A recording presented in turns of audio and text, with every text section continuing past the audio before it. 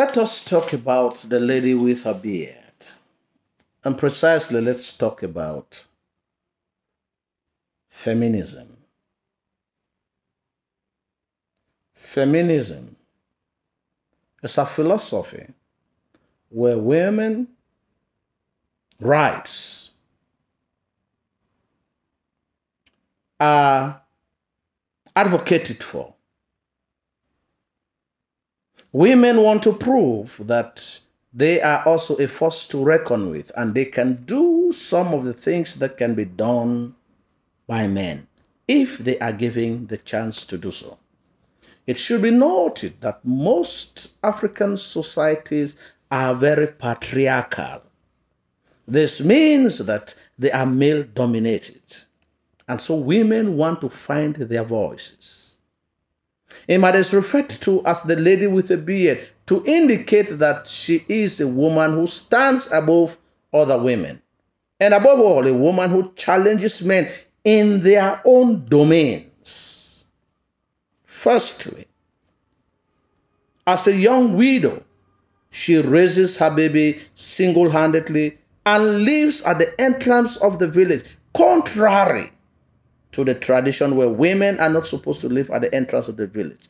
And despite all attempts by the men to kick her out of her husband's compound, she refuses. She stands firm, and the men capitulate.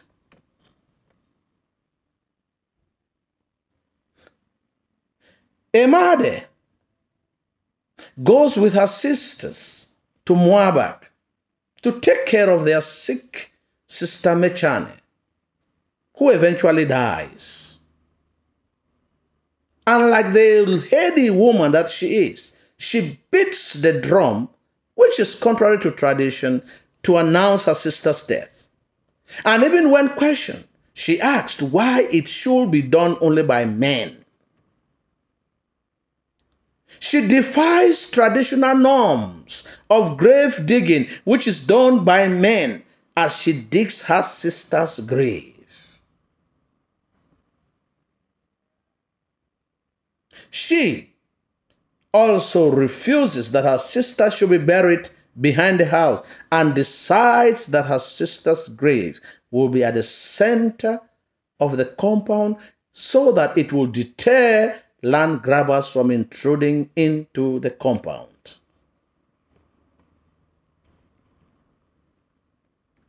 During Emade's funeral in Moabak, Emade and her sister perform their sister's burial and funeral rites with precision and exactness. These two women have great mastery of the traditions of the Bakossi people. They lead the incantations. Emade buries her sister with a totemic dress so that she will be recognized by her ancestors in the underworld, and also hands the totemic dress to Mr. Okore so that he can be recognized by his in-laws in the underworld. In short, Mechane's funeral is so successful that even the men confirm that Mechane's funeral is better than that of Chief Ntoko.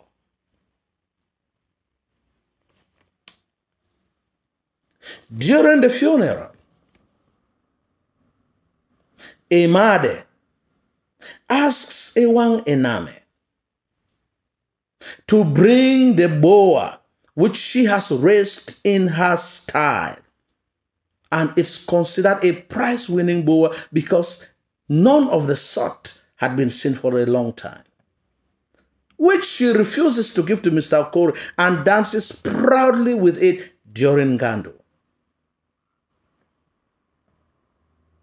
During the vigil, she and two boys beat the drum the whole night, and the beating and the music is so sweet that even old men turn on their beds.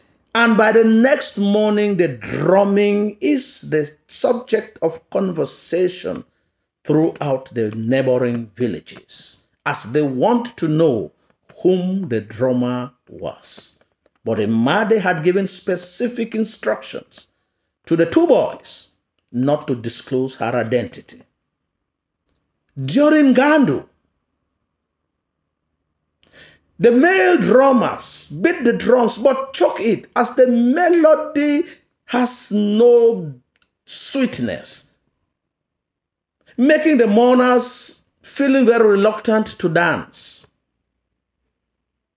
forcing the two men to disclose the drummer of the previous night.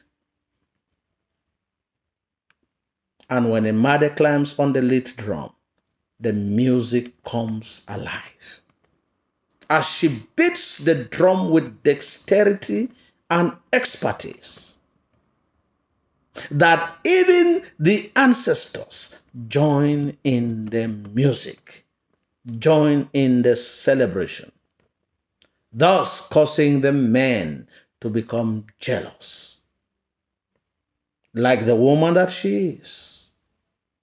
She brings the drumming to an abrupt end, leaving most of the mourners dissatisfied. But the sweetness of the music and the drumming remain the topic of conversation in the mouth of many for many days. Lastly, Imade is about to go and take Ntube at the mission and bring her back to Etiek. And on her way out of her compound, she stops her leg of bad omen on a stone. And she concludes that all is not well. And she's afraid that her daughter's life may be in danger.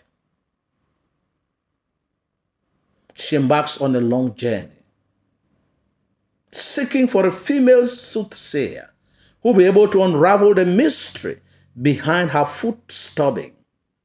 And even when she meets other female soothsayers, they direct her to male soothsayers, but she refuses to go there because she wants a female soothsayer. She does not understand why all good things should be ascribed to men. Ironically, on her way to meet the great female soothsayer in Zom, she meets a tapper. And in their conversation and in his generosity, she expresses her mind and her worry.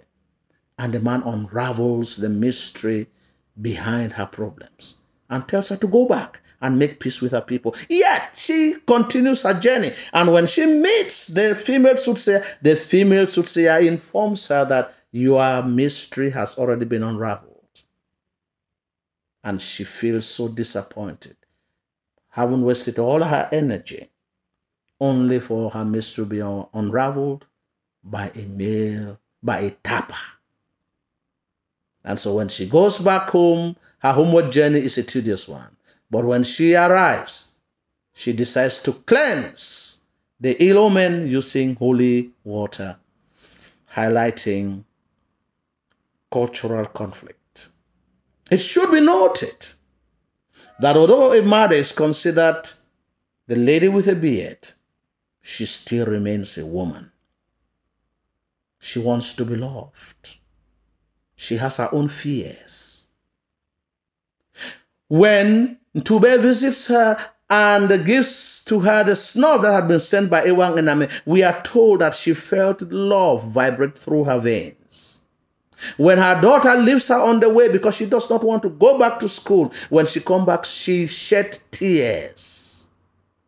When her daughter falls in the brook of the serpent, and the people make her to understand that other villagers might use this as an opportunity to bewitch her daughter, she becomes scared and she performs the sacrifice against her very nature, just to give her daughter the security that she needs.